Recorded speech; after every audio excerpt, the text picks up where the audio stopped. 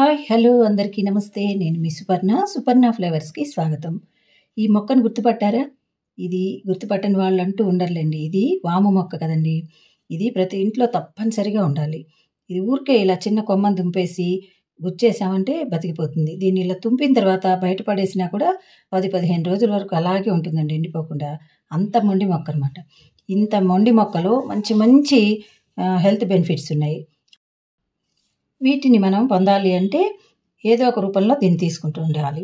చట్నీ గానీ, బజ్జీలు కానీ, లేదా చారులాగా కానీ ఏదో ఒక రకంగా. మనం ఈరోజు బజ్జీలు చేసుకోబోతున్నాం. దానికోసం ఒక కప్పు బియ్యపిండి, ఒక కప్పు శనగపిండి, పచ్చిమిర్చి, అల్లము, ఈనో, అలాగే మనం కట్ చేసుకున్న వామాకులు. ఇవన్నీ రెడీగా పెట్టుకున్న తర్వాత బౌల్ తీసుకొని అందులో మనం తీసుకున్న శనగపిండి, బియ్యపిండి వేసేసి అందులో కొంచెం ఈనో వేసాం.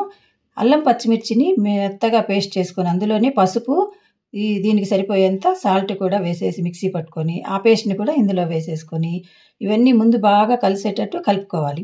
ఆ తర్వాత కొంచెం కొంచెం వాటర్ పోసుకుంటూ మనకి బజ్జీ పిండి కన్సిస్టెన్సీ వచ్చే వరకు కలుపుకుంటూ ఉండాలి. మనం బియ్యపిండి ఇందులో ఎందుకు వేసామంటండి, సగం బియ్యపిండి వేస్తే శనగపిండి ఎక్కువ తిన్నట్లు ఉండదు. అలాగే బజ్జీ అనేది శనగపిండితో వేసామనుకోండి కొంచెం సేపటికి మెత్తగా అవుతుంది. అలా కాకుండా బియ్యపిండి కూడా సగం పోసామనుకోండి బజ్జీ క్రిస్పీగా రావటమే కాదు, టైం గడిచినా కూడా అలాగే క్రిస్పీగానే ఉంటుంది. అందుకని బియ్యపిండి కూడా సగం సగం పోసామనమాట. ఇప్పుడు ఇవన్నీ కలుపుకున్న తర్వాత ఆకులన్నిటిని సెపరేట్ చేసి పెట్టుకొని ఆయిల్‌ని ముందు బాగా కాగనిచ్చి లో టు మీడియం ఫ్లేమ్‌లోనే ఉంచుకొని ఈ ఆకుల్ని ఒక్కొక్కటి ముంచేసి ఇందులో వేసుకుందాం. ఇందులో ఈ వామాకులోండి చాలా హెల్త్ బెనిఫిట్స్ ఉన్నాయనుకున్నాం కదా! అవేంటంటే ఈ వామాకుని మనం ఇప్పుడు వాతావరణం ఒకరోజు వర్షం, ఒకరోజు ఎండ అలా ఉంటున్నప్పుడు వర్షం పడినప్పుడు జలుబు, దగ్గు, గొంతు నొప్పి ఇలాంటివన్నీ వస్తుంటాయి కదా! అప్పుడు 2 ఆకుల్ని నలిపి రసం తీసుకొని అందులో కొంచెం తేనె కలిపేసి తీసుకున్నామంటే ఈ జలుబు, గొంతు నొప్పి ఇలాంటివన్నీ తగ్గిపోతాయి. అంతేకాకుండా ఇది జీర్ణక్రియను పెంచుతుంది. అపాన వాయువులు, మలబద్ధకం రాకుండా అలాగే కడుపు ఉబ్బరాన్ని కూడా తగ్గిస్తుంది.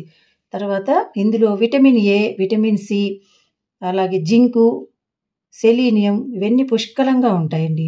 ఎన్ని విటమిన్స్ వస్తాయో కదా మనకి. శరీరంలో హార్మోన్స్‌ని ఇన్‌బ్యాలెన్స్ అవ్వకుండా చూస్తుంది. అంతేకాకుండా మొటిమలు, చర్మ సమస్యలు ఇలాంటి వాటన్నిటికి కూడా ఇది మంచి నివారణోపాయంగా పనిచేస్తుందండి. చాలా బెనిఫిట్స్ ఉన్నాయి. తప్పకుండా ఈ మొక్కను ప్రతి ఇంట్లో ఉంచుకోండి.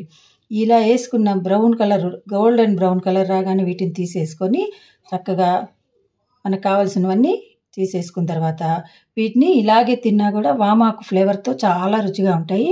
ఇంకా ఎక్స్ట్రాగా కొంచెం టేస్ట్ కావాలనుకున్నప్పుడు దీన్ని సన్నగా ఉల్లిపాయల్ని కట్ చేసి పెట్టుకొని ఈ ముక్కల మీద నిమ్మరసం పిండేసుకొని ఈ బజ్జీని మనం చిన్న చిన్న ముక్కలుగా కట్ చేసుకోవాలి.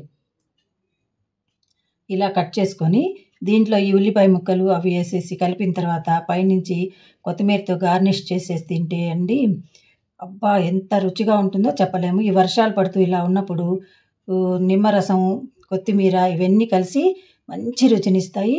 చాట్‌లాగా చాలా చాలా రుచిగా ఉంటుంది. ఈ వీడియో నచ్చితే లైక్ చేయండి, కామెంట్ చేయండి, సబ్స్క్రైబ్ తప్పకుండా చేయండి. అలాగే షేర్ చేయటం కూడా మర్చిపోవద్దు. Thank you for watching.